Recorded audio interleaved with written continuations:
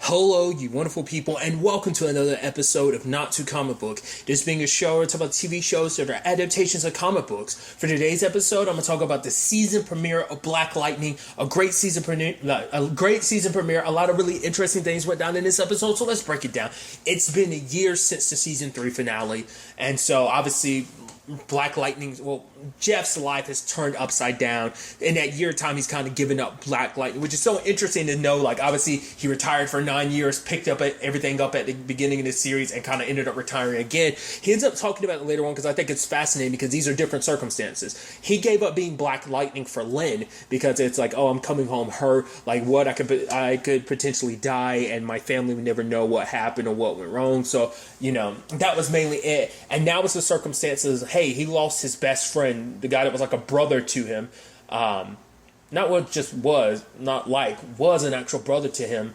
And it's like, he blames himself because it's like, Henderson wasn't a part of this world until I dragged him into it and he got killed.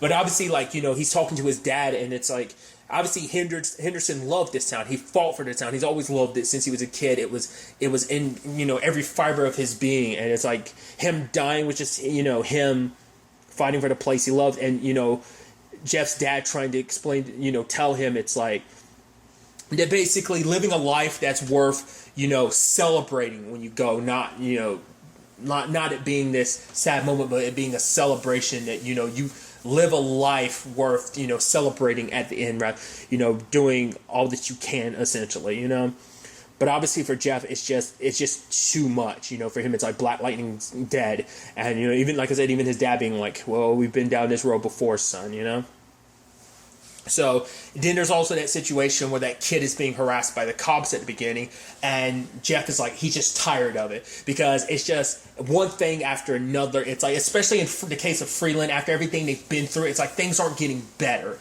It's like, I think with just everything probably just, I have this power, and he just got frustrated and he attacked them. And I was like, you're just doing this broad daylight. Why are you doing that? And then he electrocutes them. So I guess it's like messing with the part of the, like sending a shock through the part of their brain that contains memories. He fries the car and everything. It's just like he's not in the best state of mind. He's actually kind of losing it. You also have like Lynn and Jennifer. Well, not Lynn and Anissa. Especially when news comes out about like, oh, you have Tobias seen as like this amazing benefactor because he's giving so much money. It's like, oh, he's this golden-hearted like entrepreneur giving back to the community that is Freeland. Oh, he's doing so much for it. And obviously, Anissa's like, we need to kill him. Not only this isn't just about the dead, this is about the living, because for her it's about protecting her family. It's like, he knows who we are. Like, he could use that against us coming at any point in time, so we need to kill him. It's not just about murder, it's about survival, which even Lynn agrees with. But for him, it's like, everyone in this family is killed. Lynn is killed, Anissa's killed, Jennifer has, and it's like, and that's what he ends up talking to Gambia about it later on. It's like, they're so okay with it. Like, he's the one he's always gone to that, he's been near that line and that point at certain points, but he's never crossed that line, and he's made sure he never wanted his daughters to cross that line, because killing someone, it changes you. Because the sad thing is, the more you do it, it gets a little bit easier and a little easier each and every time, and it gets to the point like, he's worried that like they get too comfortable with it, they're going to be okay with it. And it's like, eventually it's going to get to the point where like you start moving the goalposts a little bit more. It's like, well, what's one more person? They're a bad guy, so why does it matter? It's like, it's a roller coaster. You start down that path, you start seeing things differently. And Jeff's, he's worried about that for his kids, because he knows how, I think just on his own, like how close he's come, how much he's wanted Tobias dead. Not only for being responsible for his dad dying, but also his best friend, so it's a lot. I'm sure also, and this is not necessarily in the best state of mind either, because Grace is still in a coma. Lynn's doing her best, but because of Grace's abilities to shapeshift, it's making it hard to kind of really give her any actual aid. And you even have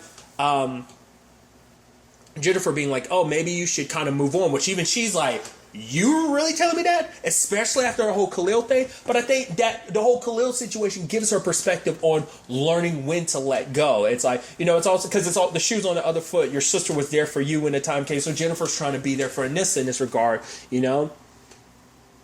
So each one of them's kind of dealing with their own thing, and because just they have their difficulties as a family because they're not seeing eye to eye, which so I think is so ironic because you have the last shot of season 3 is them walking away together as a family, and to see like obviously in a year time so much has happened, they're divided.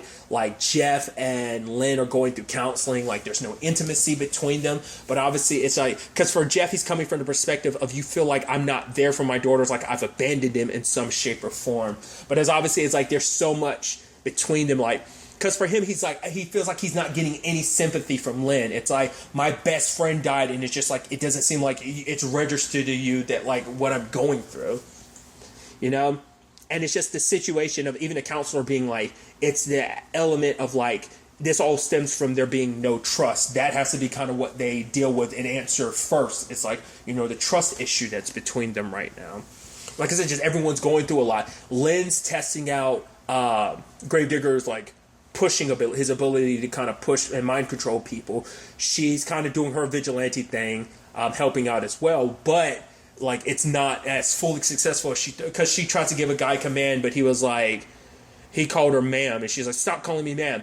It didn't work. She was able to get the other stuff through, but not that. And obviously it says like maybe she has like a 12-hour window, but now it's like, okay, the time is going up to like, it's all been 48 hours since I last injected myself. But now for her, it's like, but other than that, like, why weren't all the full commands going through? Only some of them was. So I guess like maybe like even with the powers lasting longer, the percentage of how effective it is, because it also seems like she can only control one person at a time. Maybe that's how it worked last season. I'm blanking. I guess with it amplified, it can work on multiple people at one time. But I guess it's like you need to focus, especially her not being a natural ability, her kind of injecting herself as a normal human, not actually being a metahuman.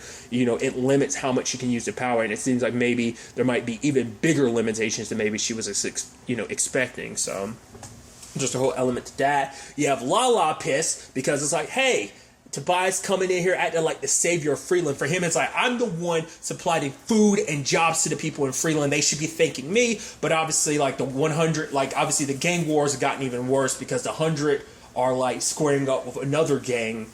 We still don't really know too much about their circumstances. And obviously on top of that, it doesn't help that he's got lightning and thunder busting up all his shipments and stuff like that. Granted, the last one was a setup to draw them in, and Jennifer ended up getting hurt because of it.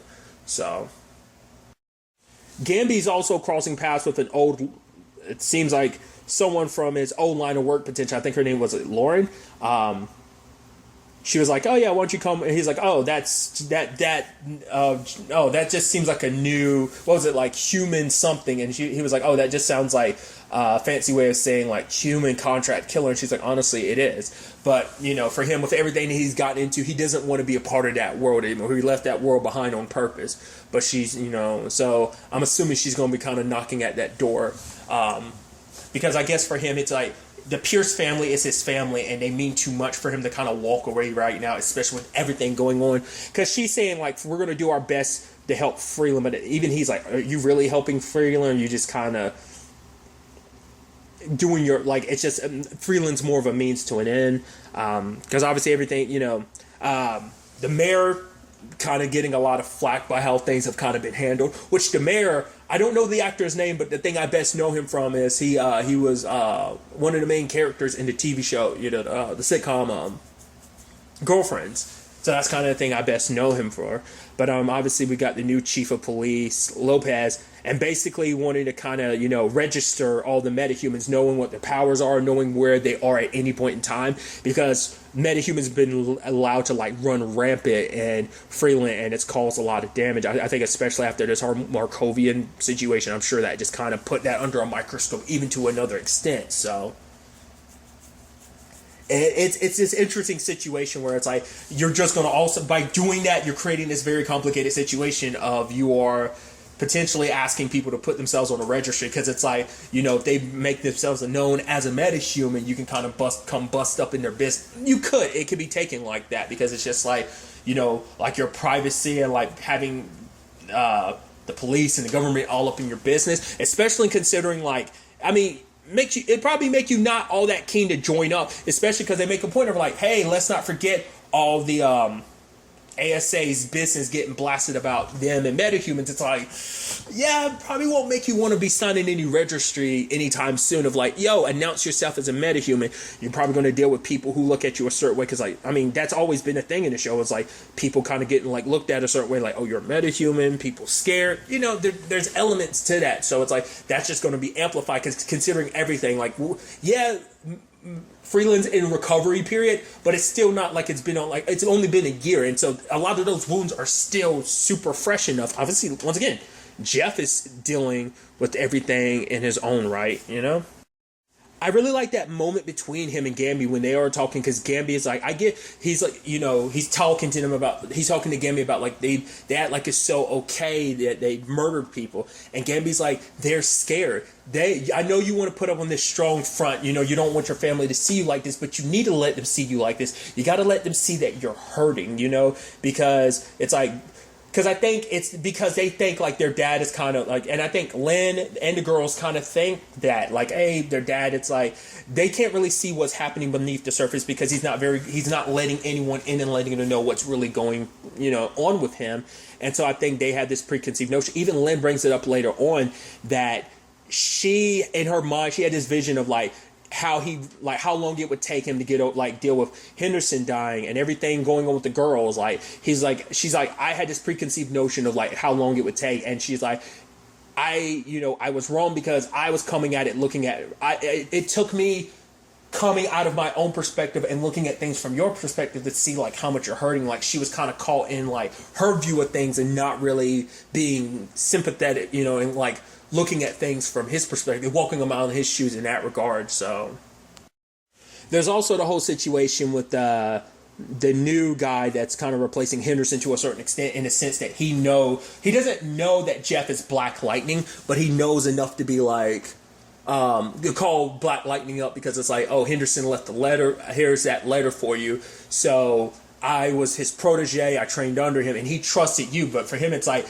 maybe you aren't who Henderson thought you were, because for the past year, you've been hiding away, you haven't been doing anything for Freeland, you know, so call me when you finally have the balls. He's like, because it's like, yeah, I'm not the biggest fan of metahumans, I'm only here right now, because he's like, because I haven't even decided whether I'm going to trust you like Henderson did, or I kill you myself. And it's like, I haven't 100% decided, but it's like the moment you kind of grown balls, like call me up and let me know where you are. And despite everything, Jeff still won't suit up, because it's like, for him, it's that line from the trailer I think is so powerful. Black Lightning wanted to save the world. I just want to save my family. But even Gambi was like, well, what was that about the kid? And he was like, reflex. And that's kind of sad that like saving some kid under those circumstances was reflex. But also I think it's not just Black Lightning stuff. I think it's just personal stuff of like, because even he was like, there's a distinction between Black Lightning saving that kid and me.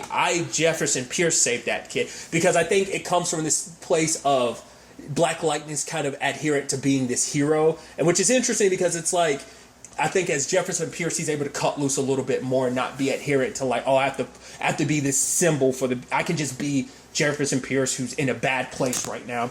Even the whole circumstances of like, Gambi had pointed it out, you were sloppy. You did it in public. He's like, if you want to do that, do it in your suit so it doesn't jeopardize your secret identity. But it's like, part of your license plate was caught. Like, there was surveillance stuff around, but Gambi's like, I took care of it. Granted, it comes back to bite him in the ass when Chief Lopez, as well as Hassan, end up showing up. And it's like, yo, we got questions about you. We checked out other people who have similar license plates, because they only got part of the license plate. But it's like, so there's that. And then there's the whole situation with, it's like where you were in that area. And he was like, yeah, went to Henderson's grave, then a couples counsel situation. It's like, did anything else? Nope. They both know he's lying. And now all this is sadly because of how sloppy Jeff has been getting. Like, he's been so just like distraught, just angry and consumed by it. Just because I think one thing compounding upon another is just making him so angry he can't control himself. When you're in a bad place, just things kind of stack upon each other. So even the guy who attacked Jennifer, the moment he found out her identity, he rode up at his place. No suit, no mask, it just did himself. But obviously he did it in the dark, so it's like, oh, my face can't be seen. He was beating the shit out of the dude. Even to the point being like, which hand And the guy didn't respond because he was in a daze from being hit so much. And he was like, it doesn't matter. And he sends his lightning through his eyes and leaves the guy. And even later on, Hassan's like, yeah, like, black lightning's never been like this before. Like, I think now it's probably making him shift his opinion of like, yeah, is this really the black lightning that Henderson believed in? It's like, oh, so much has changed. Because now all of this is going to lead them back to being like, oh, those cops were like attacked, there's lightning, maybe they might not jump to it immediately because they might think, well, maybe he does have some metahuman abilities or something, or maybe he did something else. But I think they're not that far off from being connecting Jefferson Pierce to Black Lightning, and his sloppiness has kind of led to that on not just one but two fronts now. Because now Azan's probably going to be thinking, like, questioning his entire, like, should I really even be teaming up with this guy? Maybe I should be hunting him down. Like, something is different. I mean, he might even blame himself because he's like, I'm the one that told the dude to grow some balls, and now because of that, maybe he's not in the best place mentally. Because I guess for him, it's like, he's grieving Henderson. I guess it never really crossed his mind to think, hey, Black Lightning might be grieving as well. So, it's a lot of stuff. And even at the end, you have, Tobias showing up at Lynn's work. Not only just showing up there, apparently he's on the board of her business. And it's like, oh, can't wait to kind of be seeing a lot more of you. So obviously he's going to be taking advantage of this. Like, because, Anissa had said it, like, he's coming back now, literally after being a year of being quiet. Now he's all of a sudden popping up after the year anniversary. Like, what moves is he making? Like, what is he planning? It's definitely going to be interesting to see, like, Freeland kind of piecing itself back together, like I said, in this year process, and just where this all takes us. Obviously, this being the final season, things could go in many different directions. So I'm curious to see how things go just when Jeff is at the point where he's kind of giving up Black Light. I mean, it's interesting, too, because I don't know how much, whether they'll really dive into this or not. Let's not forget, he is part of the Justice League in his continuity, so it's like him kind of going through what he's going through, like, I wonder what kind of impact that might have on that. Because obviously Black Lightning has made a point, like, this previous crossover with Crisis on Infinite Earths is the first time the Black Lightning universe has interacted with the rest of the Arrowverse. So I don't know if they'll make a point, especially this being the final season. I mean, I think maybe going forward, that could be something we potentially see a little bit more of. Even when the show ends, obviously this is still part of the universe, so you could still potentially pull in some of these characters through other stuff. That's the beauty of a connected universe. Now, whether they'll really do that or not, maybe it just depends on the story and, whether certain actors want to return after all this. But it is a situation of, like, not only he's backing away as Black Lightning, not just in the case of Freeland, but also, like, the Justice League situation they set up. I guess it's like, well, nothing Crisis level has come about where we need to gather as the Justice League. Yeah, we'll see maybe certain things along the same line, because the next crossover is going to be a smaller crossover, so I won't get into that. It's not necessarily important, but it's just storytelling purpose-wise, it's kind of interesting to think about. Like, he's kind of abandoning a lot of those hero dudes. Understandably so, like, it was the whole point, Gambia also made, is like, show them that you are human. Like, people kind of forget that. Like, your family kind of forgets that because you are this superhero. Len kind of had these expectations of it, but it's like, no, at the core of it all, you are humans who's been through a lot. And there's, humans, hurt. You go through a lot. You lose a lot. It's going to change you. And obviously, he's not in the best condition right now. Still telling Len, it's like, no, I'm okay. I'm fine. And it's like, obviously, that's him denying it more and more is just going to make it worse until he's already blowing up right now. And it's going to get much, much worse before it gets better. You can tell. Like, he's not even at, I think it's not going to get better until he fully hits his rock bottom. And what that necessarily looks like, I don't think anyone wants to see what that's going to look like, considering his powers and everything. So.